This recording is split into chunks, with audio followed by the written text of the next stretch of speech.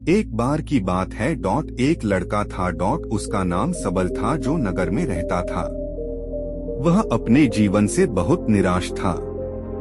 उनकी निराशा का कारण यह था कि वह अब तक अपने जीवन में कुछ नहीं कर रहा था। उसके माता पिता उसे ताने मारते थे कि आपके सभी मित्र कुछ न कुछ कर रहे हैं, लेकिन आप अभी भी घर बैठे हैं। दोस्तों के बीच भी अक्सर उनका मजाक उड़ाया जाता था। वह कहीं जाता तो लोग उससे पूछते कि आप क्या कर रहे हैं। उसे यह बताने में भी शर्म आ रही थी। वह कुछ नहीं कर रहा था।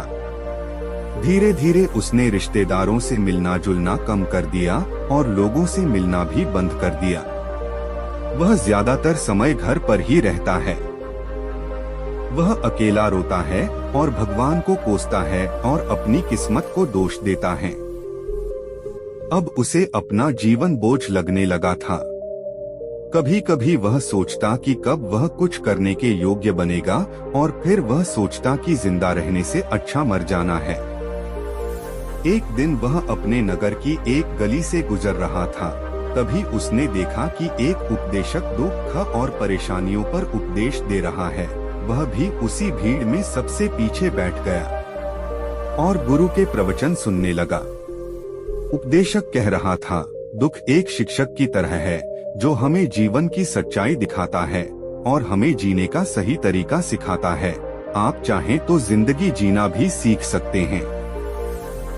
गुरुजी उपदेश दे रहे थे कि तुम चाहो तो कुछ भी हासिल कर सकते हो, और अगर चाहो तो एक कोने में बैठकर रो सकते हो। इन सभी बातों को सबल ध्यान से सुन रहा था, लेकिन शिक्षक की यह बातें पसंद नहीं आई। उसने खड़े होकर कहा कि कुछ भी सिखाने से दुख दूर नहीं होता, इसमें केवल दर्द होता है। दुख की पीड़ा अनंत है। ऐसा लगता है कि इसके बाद कुछ होने वाला नहीं है। इससे कुछ भी फर्क नहीं पड़ता है। इसके सामने तो मौत भी छोटी लगती है। उपदेशक ने कहा, फिर तुम्हारा दुख क्या है? सबल ने उसके सामने अपनी सारी व्यथा सुनाई और पूछा, मेरे दुख का कोई उपाय है तुम्हारे पास? यह सुनकर शिक्षक मुस्कुराए और बोले, तुम उस दिन मेरे पास आओ जब आपके जीवन में वास्तविक दर्द हो। मैं आपकी समस्या का समाधान अवश्य करूंगा। यह कहकर गुरु वहां से चला गया। सबल ने सोचा, कहीं मेरा दुख नकली तो नहीं है? क्या मैं जिस दर्द से गुजर रहा हूँ वह नकली है? मेरा दुख कोई नहीं समझ सकता। जब माँ बाप नहीं समझते तो गुरु क्या समझेगा? उनके दुखों से व्यथित होकर सबल ने एक फैसला लिया कि अब वह कुछ करेगा। सबल ने एक छोटा व्यवसाय शुरू किया, पर उसे सफलता नहीं मिल रही थी। लेकिन उसके घर वाले पूछते हैं कि क्या वह कुछ कोशिश कर रहा है। वह अपने व्यवसाय में लगा रहा और धीरे धीरे उन्हें सफलता मिलने लगी। फिर उसने गति पकड़ी और केवल 3 साल के अंदर ही वह एक बड़ा बिजनेसमैन बन गया। अब सबल के आसपास ऐसे कई लोग थे जो उसकी परवाह करता था, जो उससे प्यार करता था।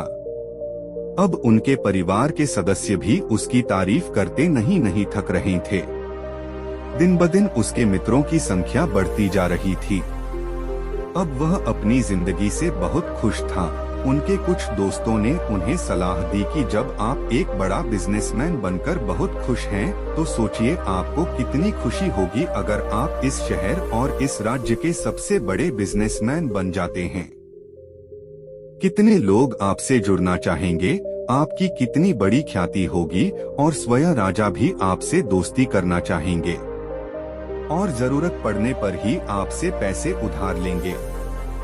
दोस्तों की यह बात सबल के मन में घर कर गई। अब वह और पैसे कमाने की कोशिश करने लगा, लेकिन उसे यह सब बहुत ही जल्दी चाहिए था। वह समय बर्बाद नहीं करना चाहता था। उनका अधिकांश समय इन चीजों को प्राप्त करने में गलाने लगा, इसलिए वह ऐसे काम करने लगा जो सही नहीं था। उसने बड़ा उधार लेना शुरू कर दिया। उसके दोस्तों से पैसे की मात्रा और अधिक मुनाफा कमाने के लालच में वह अपने माल में मिलावट करने लगा। उसने अन्य व्यापारियों के खिलाफ भी साजिश रची और उन्हें डराया धमकाया, जैसा उसके दोस्त कहते थे वैसा ही करता था।